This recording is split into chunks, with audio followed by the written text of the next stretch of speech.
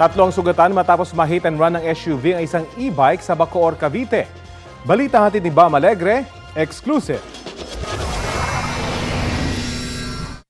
Sa kuha ng CCTV, isang SUV ang bumibiyahe sa bahaging ito ng De Castro sa Barangay Ligas 1 sa Bacoor, Cavite kahapon ng madaling araw.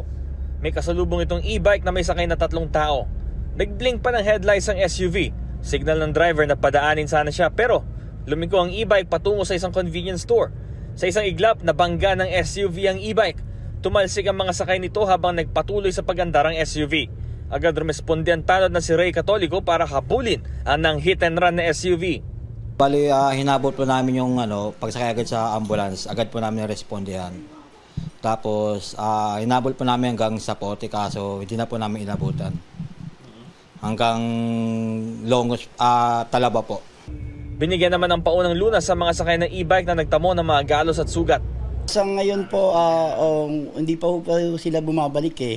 Kasi ang sabi po nila, ang ano rin namin, magpadala muna po sila sa ospital. Pero nakapag-bladder na po sila dito sa barangay. Pero hindi pa siguro okay, kaya hindi pa po sila nakakabalik ngayon para mag-follow up.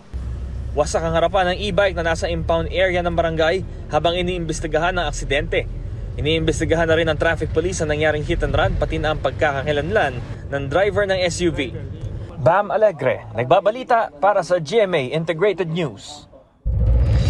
Ito ang GMA Regional TV News. Mainit na balita mula sa Luzon, hatid ng GMA Regional TV. Patay po ang 2 lalaking nagda-drag racing umano sa isang kalsada sa Calasiao, Pangasinan. Chris, anong nangyari? Connie, mabilis daw ang patakbo ng 2 rider nang magkasalubungan sila. Yan at iba pang may init na balita hatid ni Jeric Pasilyao ng GMA Regional TV. 2 lalaki ang patay dahil sa pagdadrag racing umano sa Arenas Boulevard sa Calasiao, Pangasinan. Ayon sa pulisya, mabilis ang patakbo ng 2 rider nang bigla silang magkasalubungan sa southbound lane ng kalsada. Minor de edad ang isa sa mga rider. Naisugod pa sila sa ospital pero idineklarang dead on arrival. Tapos na pagkapatay ng isa is naumbog sa may gutter. Tapos yung isa naman nahulog, parang tumilapon din siya sa sobrang impact ng aksidente nila. Pinag-aaralan na ng lokal na pamahalaan ang pwedeng ipatupad na hakbang para maiwasan ang kahintulad na insidente. Sa Lawag, Ilocos Norte, 16 na nakilahok sa dance parade ang nahilo umano dahil sa mainit na panahon. Agad silang nilapatan ng paunang lunas. Naging maayos naman ang kalagayan matapos makapagpahinga. Ang dance parade, bahagi ng selebrasyon ng Pamulinawan Festival. Wala pang komento ang lokal na pamahalaan tungkol sa insidente.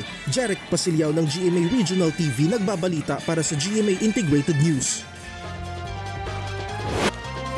Hulikam ang pananalisin ng isang lalaki sa isang tindahan sa Legazpi, Albay. Nakajacket ang suspect na kitang nagmamasid sa paligid ng bus terminal. Ilang sandali lang tinarget niya ang kahadiyero na nakalak pala. Kumuha siya ng gunting at kinalikot ang kaha hanggang sa mabuksan ito. Tinangay niya ang mahigit sa 9,000 pisong cash at saka tumakas. Sa tulong ng CCTV, naaresto ang suspect na bumalik daw sa lugar. Wala siyang pahayag.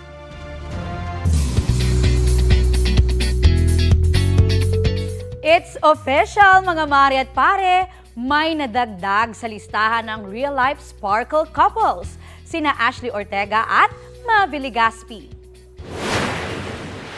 Oo, hindi. Kayo na ba ni Mavi Legaspi? Yes. Ni-reveal yan ni Ashley sa pagsalang niya sa Fast Talk with Boy Abunda.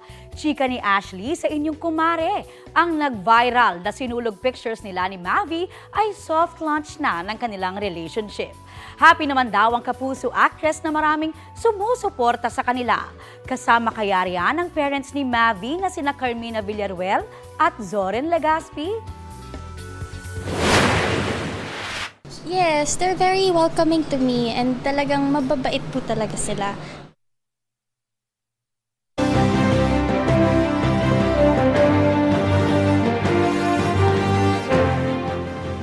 Ipinatutupad Natupad na ng Philippine National Police ang mas mahigpit na checkpoint operation sa buong bansa. Bahagi po yan ng kanilang pagbabantay ngayong umarangkada na nga ang campaign period. Ay kay PNP spokesperson Police Brigadier General Jean Fajardo, target nilang maging ligtas ang eleksyon sa Mayo. Kaya umaapela po sila sa mga kandidato at kanilang mga supporters na maging maunawain at respetuhin ang umiiral na checkpoints. Sa ngayon, tinututukan po ng PNP ang 403 areas of concern para mapigilan ang anumang election-related incidents.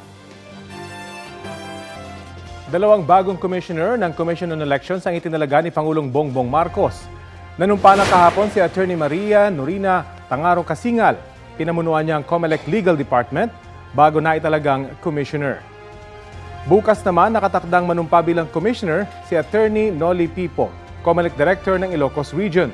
Silang dalawang kapalit ni na dating COMELEC Commissioners Socorro Inting at Marlon Cascuejo na nagretiro nitong February 2.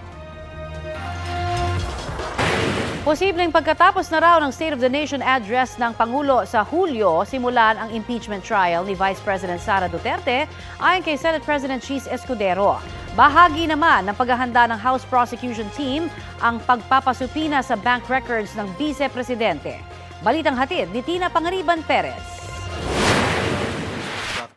Isa sa napagkasunduan ng 11 kongresistang bumubuo sa impeachment prosecution panel, ipasabpina ang bank records ni Vice President Sara Duterte.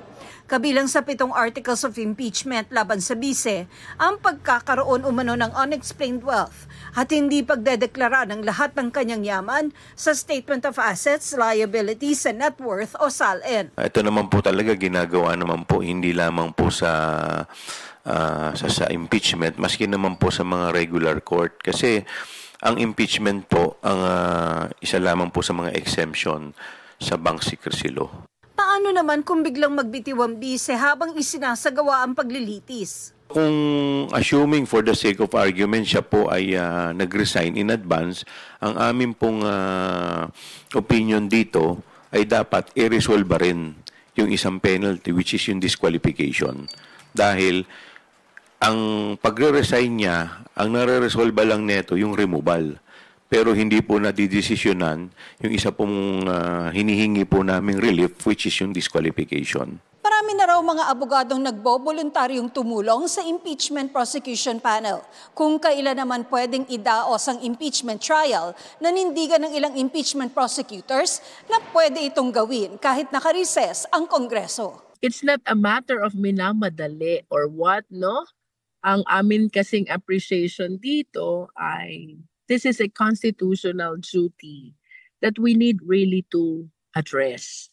So whether may election or wala, it is my humble submission that we need to proceed right away. Alam naman po natin, nakasaad po doon yung ginamit po ng ating constitution, yung salitang shall at saka forthwith. Yung shall po, ibig sabihin po niyan ay mandatory. At yung forthwith po, ang ibig sabihin po niyan, immediately. Pero syempre, respetuhin po natin kung ano po ang kanilang opinion dito.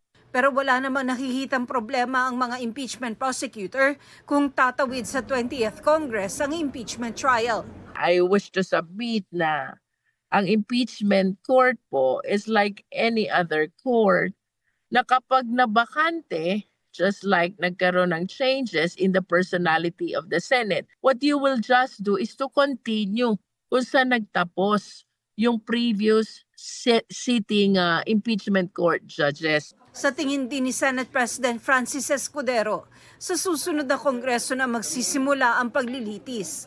Kailangan pa raw kasi aprubahan ng plenaryo ang impeachment rules at pwede lang yan magawa sa June 2 kapag nag-resume ang sesyon. Saka palang uusad ang pre-trial proceedings.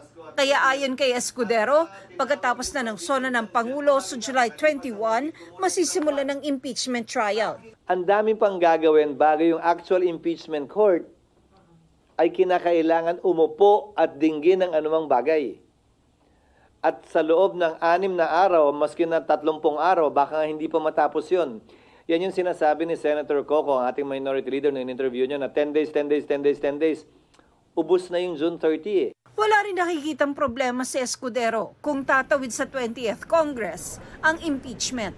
Pero anumang desisyon na ng 19th Congress, pwede raw baguhin ang mga mamabatas na mahahalal sa 20th Congress. We will cross the bridge when we get there because at any point in time, dahil tumawid nga, the new Congress can always vote to withdraw the impeachment complaint. Ito ang unang beses na mangyayari ito. May karapatan sino man mag-question ito. Pero tulad ng sinabi ko, hanggat walang TRO ang Korte Suprema, gagawin namin kung ano ang tingin naming tama kaugnay sa paglilitis na ito. Tina Panganiban Perez, nagbabalita para sa GMA Integrated News. Mataas na presyo ng produktong petrolyo ang idinaing ng Transport Group na Piston sa kanilang kilos protesta sa Quezon City. Kaya panawagan nila ibasura na ang oil deregulation law dahil hindi naman nila natupad ang layunin nitong gawing makatwiran ang presyo ng mga produktong petrolyo. Sabi pa ng Piston, mahigit kalahati sa arawang kita ng kanilang mga tsuper ay napupunta lang daw sa pagpapagasolina. Ngayong araw, epektibo ang pangatlong sunod na rollback sa kerosene at diesel. 30 centavos kada litro ang tapya sa kerosene, 10 centavos naman sa diesel.